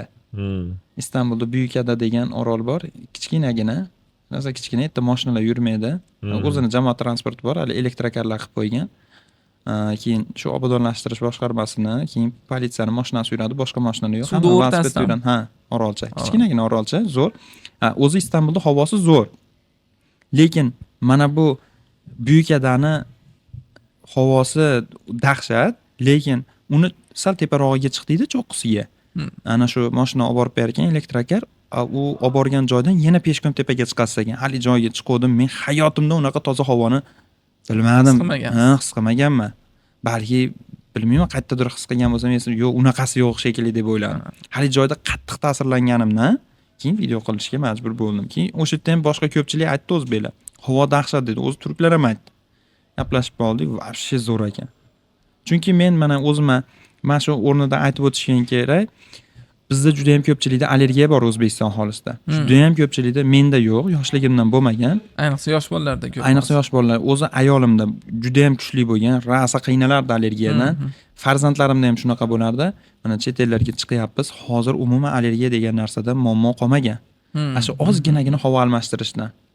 Bo'lmasa kechalari uxlamay chiqib juda ham qiynalishadi. O'sha sizni aytayotgan mana hadisda ham shu sayohat qilsangiz sog'lom bo'lasiz deydi. Sababi bu odamni o'zi bir haligi muallaq turgan suvga o'xshaydi-da. Shu suv o'zini o'rnida tursa hech qayerga tebranmasdan boshqa qiladi-yu. Siz shu klimatda havo almashtirishligingiz bilan siz kimdadir qon bosimi o'ynab turadi, baland past bo'lib turadi. Havo almashtirganda bu odamni sog'ligiga o'zgarish katta-da. To'g'ri. Xuddi shunday mana kimdir aytaylik 30 ming 40 ming qadam haqida gapiryapsiz. Bu 30 ming 40 ming qadam odamga mana bizdagi ish ham misol uchun bu yerda ham menda ham ko'proq o'tirib ishlaydigan ishlar bilan shug'ullanamiz biz endi kompyuterda tahlil boshqa. Endi ko'chada misol uchun yurganimiz bizni o'tirganimizga kompensatsiya yetkiza olmaydi. To'ppa-to'g'ri.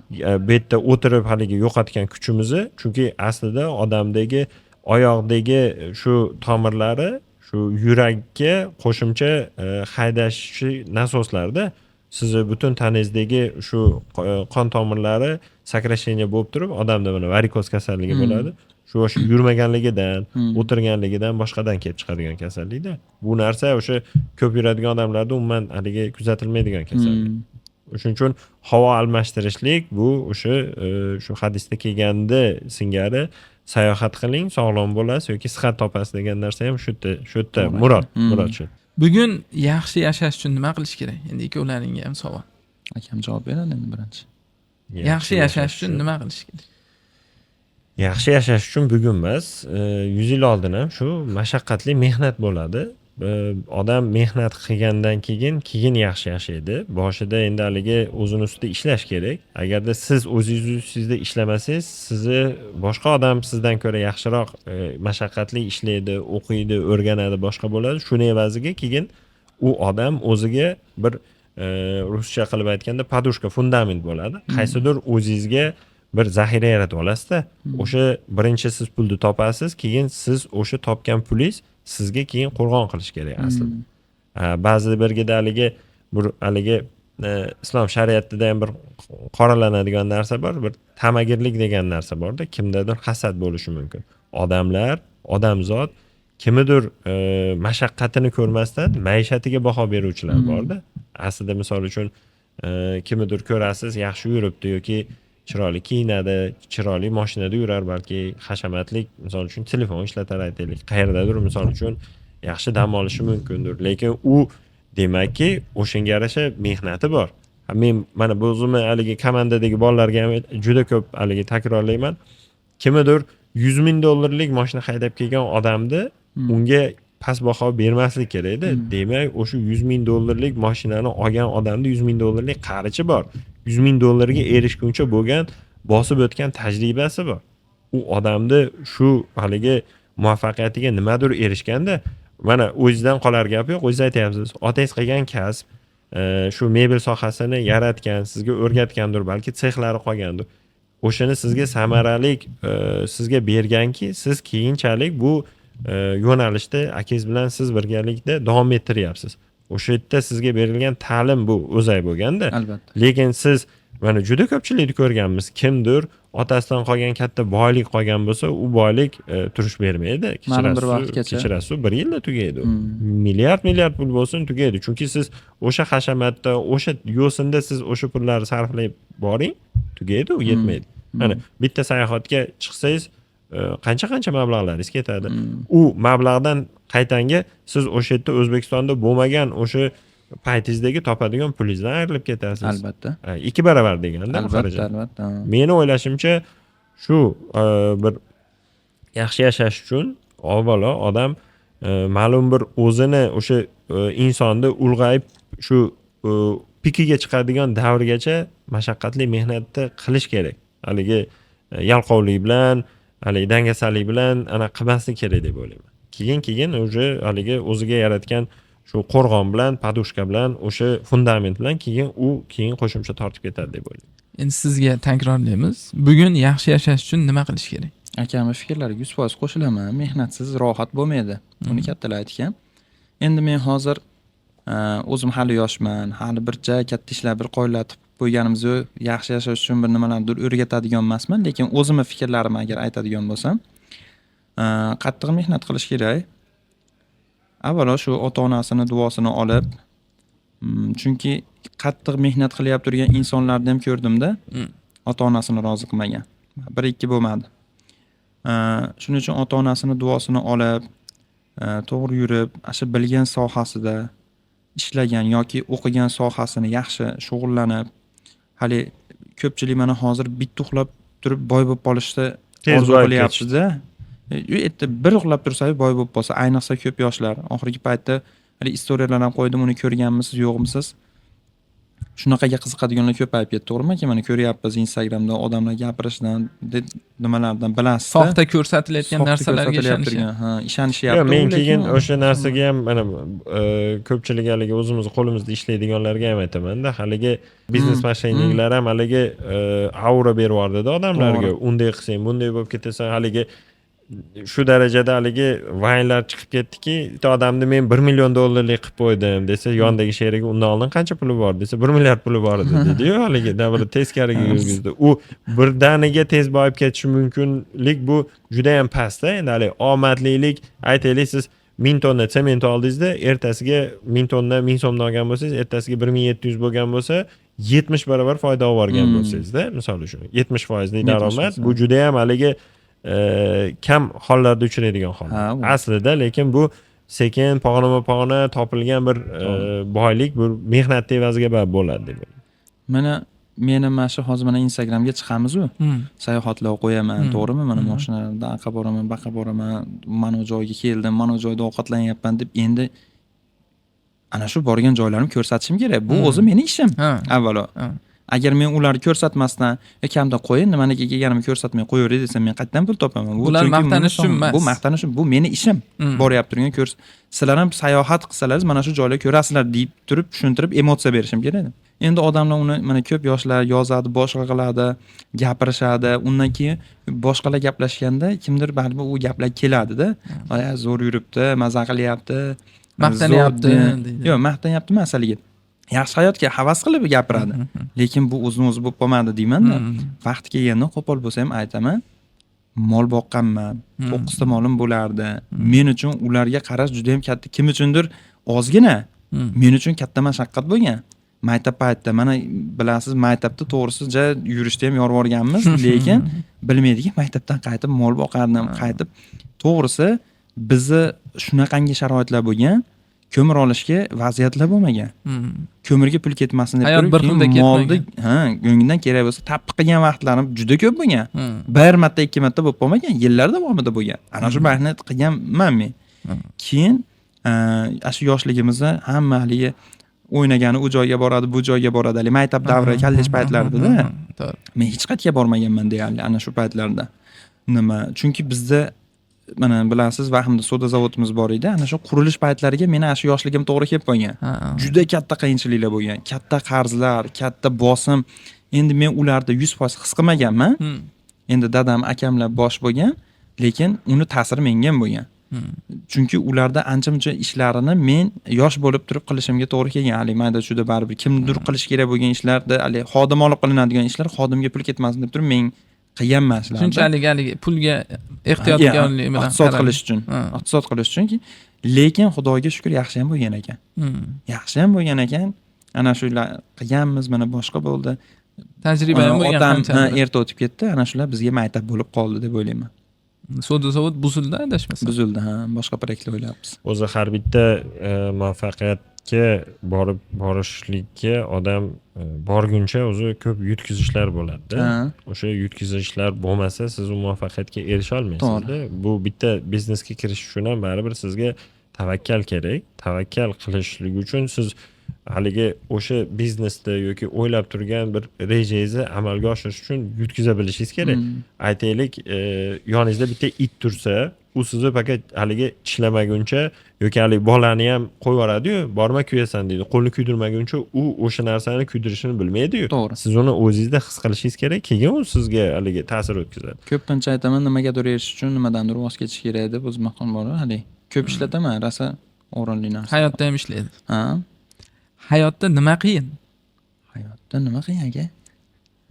Hayotda endi qiyin narsalarni endi umuman olib qaraganda hayotda nimaroq beringda bizga haligi nima yo'na? Haligi общий nimani kutmoqchisiz bu hayotda nima qiyin degan savolda. Yo, endi umuman olganda, misol kimdir aytadi, kambag'allik qiyin deydi, hani yo'qchilik qiyin deydi. Kimdirlar bor, kerak bo'lsa puli ko'pligi ham qiynab qo'yadi. Men sizga taqvo nuqtai nazaridan gapirish mumkin. Hayotda birovga bir ehson qilish qiyin. Uni o'zingiz uchun, o'zingizga kerak bo'lib turibdi. Endi men haligi diniy tomondan men bir javob bersam, endi men hali o'zim uchun birovga bir ehson qilish qiyin. Aslida haligi o'zingizga ham kerak bo'lib turibdi. Chunki bu pul, moddiyat baribir hech kimga, haligi har bitta inson behojat emasmiz. Har bitta narsadan hojatmandmiz. Taomlanishga, safar qilishga yoki kimgadir misol uchun ota-onamizga yaxshilik qilishga, ahliyalarimizga yaxshilik qilishga, bu hayotdagi shu taqvo nuqtai nazaridan birovga ehson qilish qiyindir. Endi haligi yana ehson qilish deb ehson qilgandan keyin uni unutib yuborish ham qiyin bo'lsa kerak. O'zi asli bunday o'ylab qaraganda-da, aytadi-yu, eslab qo'yasiz, baribir qanchadir misol kimgadir nimadir bersiz, qaysidir payt berganman yo ko'rganingizda yo boshqa qilganingizda o'shani unutish ham qiyin bo'lsa kerak, meni fikrim. Endi shayton hamisha olishadi. Bergansan-u, qilgansan-u deb turadi. Ya endi u bergansani, olinsani, endi keyin shunaqa vaziyatlarni men hayotimda ko'rganman. Inson kimgadir bir yaxshilikni qiladigan bo'lsa, buni Alloh yo'lida beg'araz qilishlik kerak. Kimgadir siz bir narsaga yo'liqtirdingizmi? Yo'q, minnat qilishda ham emas. O'zimizdagi insoniy xilqatimizda shunaqa narsa borki, aytaylik, qaysidir bir rahbar odamga biz maddohlik qilib, nimandir bir nima qilsak, qilayotganimizda qalbimizda kimdadir 10%, kimdadir misol uchun 5% shu bir maqsaddan tashqari niyat ketib qoladi. Bir kun kelib aytaylik, ko'chadan chiqib ketyapsiz, kimdir piyoda ketyapti.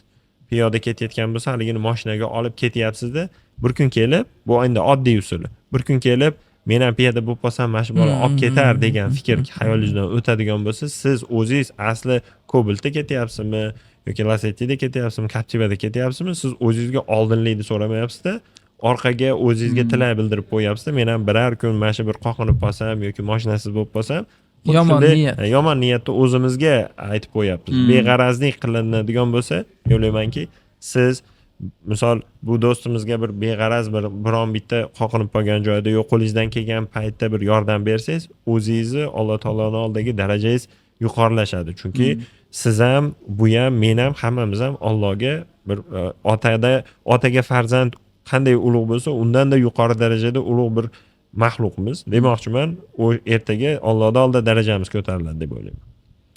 Endi yana bir narsa, misol hozir yaqinda sayohat, oilaviy o'zim chiqaman dedingiz, sayohatga. Endi keyin biznes sayohat bor. Yo'q, keyin oilaviy, undan keyin biznes bor. Xo'p. Biznes sayohatga siz bilan chiqishga sabab aytib bering.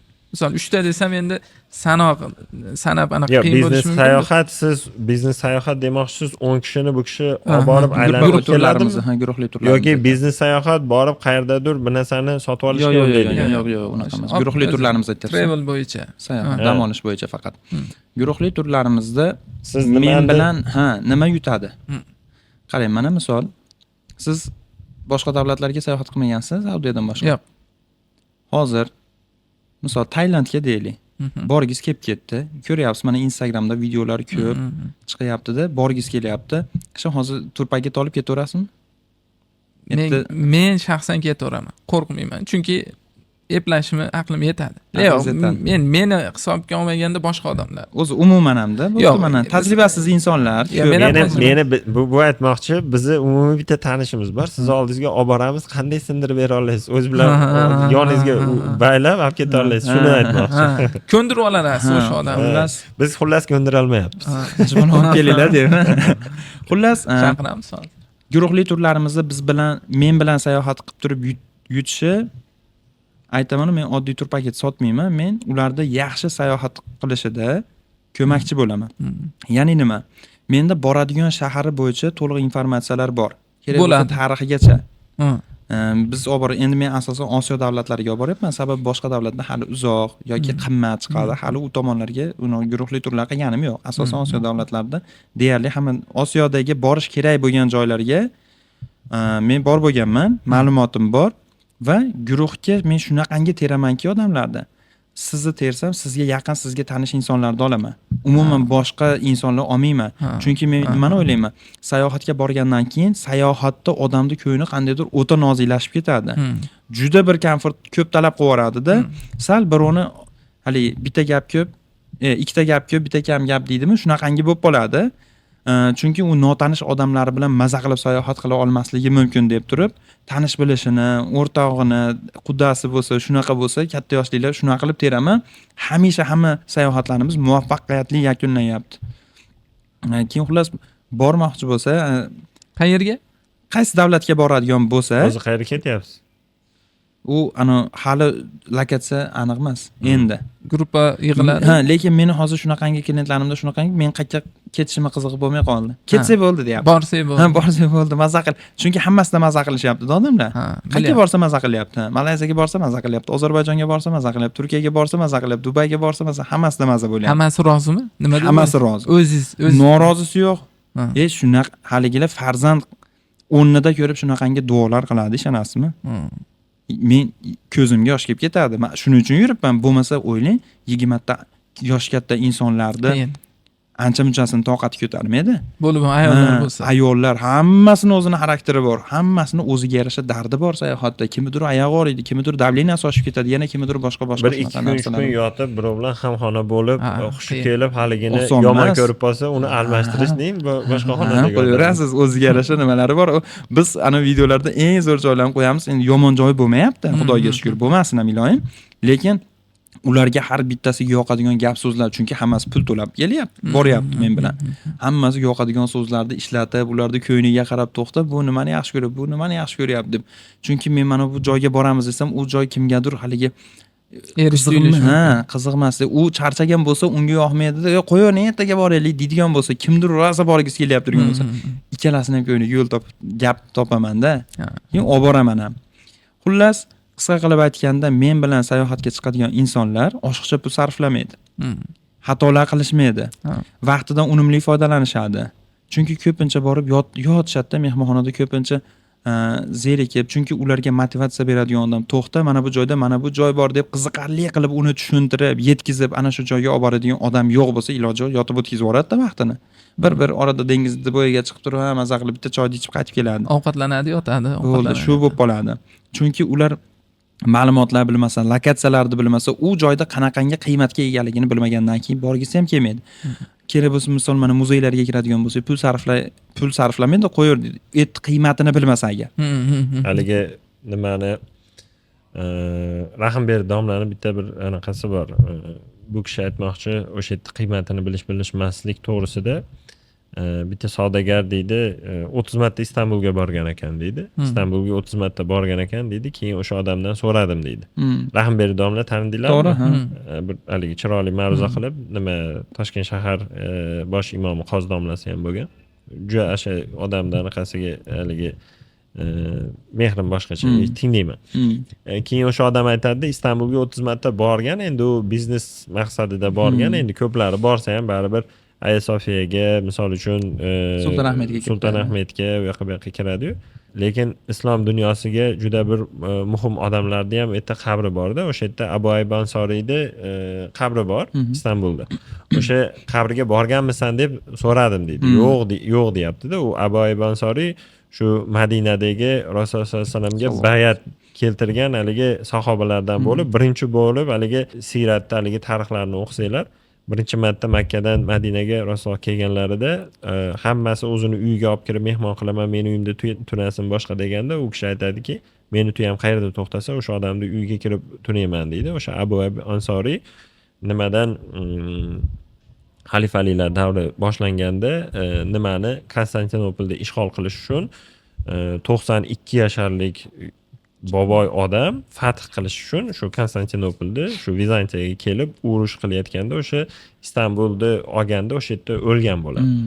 O'sha odamni o'sha qabri Istanbulda hozir bor. U yerda muzey qilib, undan tashqari Rasulullohni soqol tolalari, shu Ali roziyallohu anhuning qilichlari o'sha nimani o'sha maqbaralarning ichiga qo'yilgan. Qo'shimcha ziyorat qilinganda topiladi. Demoqchimanki, bu odam o'sha haligi siz borganingizda o'sha Istanbuldagi juda ham bir muhim qiymatli narsani ko'rib, endi kimdir taqvo nuqtai nazaridan ham bo'lishi mumkin.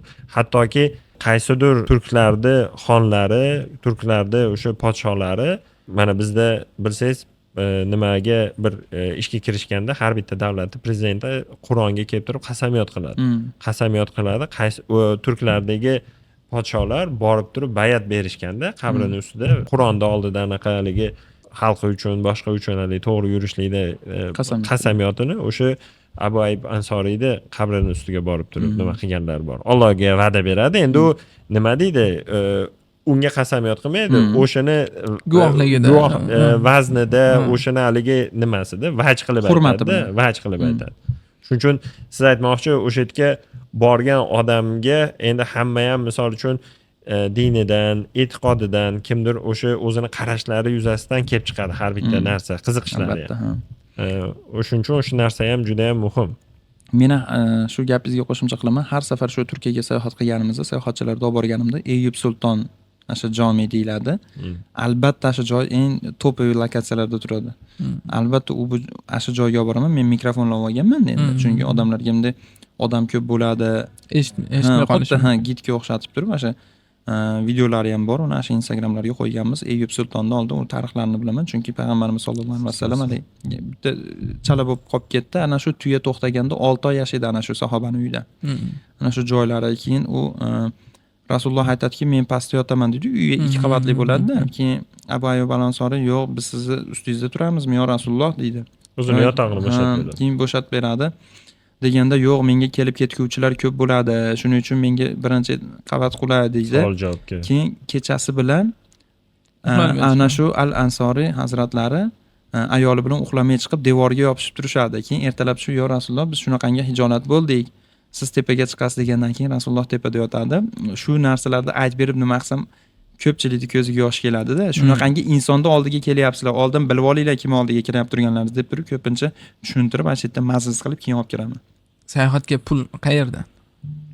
Sayohat manbai qayerdan siz uchun? Bosh homiymiz Aldos Mebel. Ishlaydi. Albatta.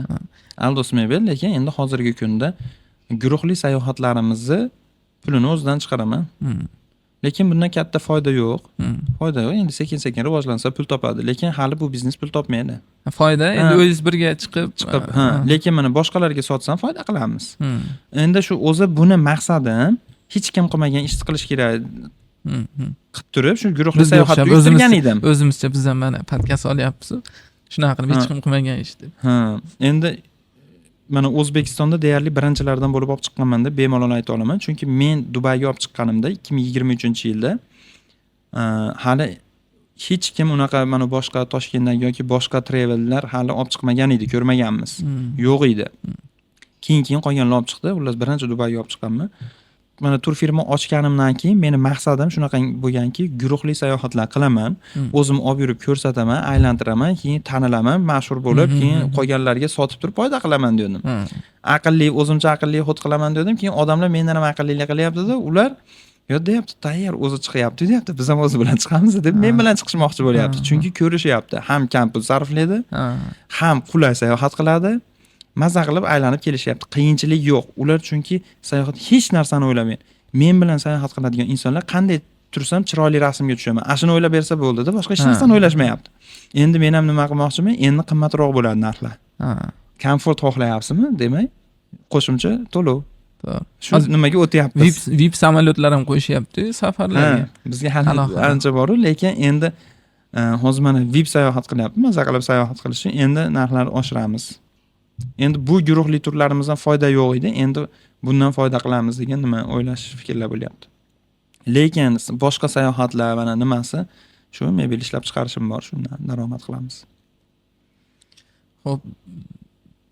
Tugatsak ham bo'ladi. Endi birinchi ko'rsatuv uchun 1,5 soat yaxshi bo'ldi. Birpasda 1,5 soat o'tdi. 1,5 soat bo'ldi. 1,5 soatdan ham o'tdi. Endi maqsad anaqa emas. Shunchaki biz beradigan savollar, sizdan olmoqchi bo'lgan ma'lumotlarimizni biz oldik. Rahmat sizga ham. Endi menga tashlagan savollaringiz, lekin pashti hech qaysi birini bermadingiz. Aytdim-ku, gapni ichida o'zi savollar chiqib ketadi. Biz misol sizni ochib berish uchun kerakli savollarni berdik deb o'ylaymiz. Shu bilan ertaga sizni ko'rgan odam ham, bizni ko'rgan odam ham xulosani chiqarib oladi. Endi hozir asosiy maqsad sayohat mavzusi. Endi hozir bitta qo'shimcha. Mana shu loyihani tanishtirib o'tib ketish kerak edi. Xo'p, biz misol tadbirkorlar odam Sharxonda hozircha mana shu qisqa tor doiradagi tadbirkorlar bilan biz uchun tanish bo'lgan tadbirkorlar bilan ommaga tanitish, ularning xizmatini yoki ular beradigan odamlarga foydalar ko'rsatish maqsadida biz hamsuhbat loyihasini yo'lga qo'ydik. Bunda endi asosan tadbirkorlar o'zi biz taklif qilamiz yoki o'zlari bizga taklif bilan chiqsa, kelib gaplashib alohida studiya qilganmiz. Shuni odamlarga xullas ular beradigan narsalarni tanitamiz. Hayotda bo'lgan qiziq voqealar yoki o'xshamagan bizneslar va qaysi joydan o'ziga xulosa chiqarish kerak. Shunaqa mavzularda gaplashamiz. Endi bu birinchi loyihamiz. Bizni mediaga, biz ham o'zimiz ham mediaga endi astoydil xudo xolasa harakat qilib chiqamiz. Mediani rivojlantirish. Maqsad odamlarda haligi biznes zo'r, aytdingiz-ku, puli bor, bizneslari bor, lekin ular ham ommaga chiqmagan. Shaxsan biz ham mana Olim aka ham mediaga chiqmaganmiz. Endi shuni yo'lga qo'yib, odamlarni shunga undash maqsad. Hamma hozir endi bundan buyog'iga ijtimoiy tarmoq rivojlanib, bundan keyin ancha rivojlanadi hali. Bu shaxsiy brendni rivojlantirish bo'lyapti-da endi buni tagida, zaminida. Maqsad shu. Mana shu joyga bitta qo'shimcha qilib ketaman. Men yaqin Instagramda Asror Iskandarov degan shaxsiy brendni rivojlantirish bo'yicha to'g'risi men Asha akani professional deb bilaman, kuzataman. Xullas bitta tadbir qildi. Ana shu tadbirga qatnashgan Toshkentga bordimda taxminan bir 400 tacha inson yig'ildida. Shuni salomlashdida, keyin sira savol beryapti. Tasavvur qilinglar, shaxsiy bo'sh vaqtlaringiz bo'ldi, shaxsiy brendni rivojlantirish bilan shug'ullanyapsizlar. Qanaqangi holat bo'ladi dedi. Dedi-ki, ham menda xayolida fikr qilyapman, men ham mana ishlarim bor, keyin bo'shasam, ham moncha vaqtim bor. Shuncha payt shug'ullansam, demak shaxsiy brendim ancha o'sar ekan deb xayol qilyapman endi. Desam, qancha deb biroz kutdi. Hamma zo'r bo'ladi dedi. Hammalaringiz bekallar 5 tasini aytibsizlar dedi. Zo'r bo'lmaydi dedi. Keyin hamma o'ylanib qoldi. Nima javob bo'lar ekan endi? Zo'r bo'lsa kerak. Dedi, keyin yo'q endi dedi. Endi dedi shaxsiy brendni rivojlantirasizlar. Faqat deyapti. Bo'sh vaqtlaringizda boshqa ishlar qilinglar deyapti. Chunki deyapti. Sizlar zo'ri bo'lmoqchimisizlar? Tanilmoqchimisizlar, rivojlanmoqchimisizlar? Hamma sizlarda qo'yilyapti deyapti. Bo'sh vaqtim bo'lsa, shaxsiy brendni rivojlantiraman deb hamma shu bo'sh vaqtida qilaman deyapti. Lekin bo'sh vaqtingiz qancha bo'ladi deyapti? Ozgina bo'ladi. Endi siz shu shaxsiy brendingizni faqatgina fokus shunga qaratib turib boshqa ishlar qilsangiz deyapti, keyin siz deyapti qolganlardan ajralib chiqasiz deyapti. Zo'r nima aytdi, to'g'risi men har kuni o'ylayman-da, bugun men video qo'yaman, shaxsiy brend o'zim olaman. Keyin yaqinda ham mana bitta o'rtog'imiz bilan qo'yibsiz, mana bu ham yurgizmoqchi, sochi xalaqit beryapti deb video qo'yibsiz. Hamma har xil sababda, misol menda hozir hamma texnikam bor, mikrofon. Xullas muammo yo'q texnika, lekin mana deb vaqt o'tib ketadi. Keyin yana bitta zo'r narsa bo'ldi, o'sha video qo'ydimi? Bitta do'stim qachondan beri unga juda ham zarildi endi uni biznesiga Instagram rivojlanadi. U shu sochimi u bo'lmasa sochi bor, ikki yonidan ozgina ketib qolgan. Bahonani qarang. Juda ham kulgili-da. Endi keyin haligi videoni qo'ydim, bitta shaxsiy brendini rivojlantiryapti turgan, harakat qilyapti turgan, Instagram yurgizadigan bitta umuman sochi to'kilib ketgan bitta yosh ukamiz bor, qarang. Asha soch deb yig'lagan simali jo'natib yubordi. Keyin haligi sirazi kuldimda, sizni dedim o'rtamga ko'rsatib qo'ysam bo'lar ekan deb kulishdida. Qarang, u uyatmadi u. Chiqyapti, demak, uni borligini odamlar bilyapti, uni mahsulotini xarid qilyapti. U lekin xayolida hozir men ham yaxshi savdo qilib yuribman, deyapti, lekin mediani kuchini hali u tatib ko'rmadi. Uni tatib ko'rgan insonlar yaxshi biladi. To'g'risi, mana qarang, hattoki piyoda yurganimni ham video qilib chiqaryapman-ku. Bo'lmasa piyoda yurish kimdir kuniga 50 ming qadam bosar. Uni bilmayapmiz. Lekin meni oddiygina 10 ming qadam bosganimni hamma ko'ryapti. Odamlar his qilyapti, bilyapti. Shunaqa ekanda bu media. Foydasi juda katta. Yuzni ko'rsatish, tanitish kerak. Tanitish kerak, Began odam bo'lsa tortinmaslik kerak. Mana keyin men aytdim. Keyin videoni qo'ygandan keyin unga savol berdim, o'rta, mana sen yuritmayapsan. Nimaga yuritmayapsan desa, endi tortinyapman, uyatyapman dedi. Keyin demak dedim, men uyatli ish qilyapmanmi dedim. Meni ustimdan kulasanmi dedim. Yo'q, o'rta yaxshi dedim. Bo'pti dedim. Bitta bojasi ham Instagramga chiqishni boshladi, u ham necha yildan beri endi chiqdi-da, u ham tanishimiz. Bojang dedim. Bojangni ustidan kulasanmi hozir? U yaxshi. O'rta kuchayib ketibdi, asha dedi, zakazlar ko'payib ketibdi dedi. Dedi, "Ha, bo'lmasa sen nimaga qilmayapsan?" dedim. Qarang.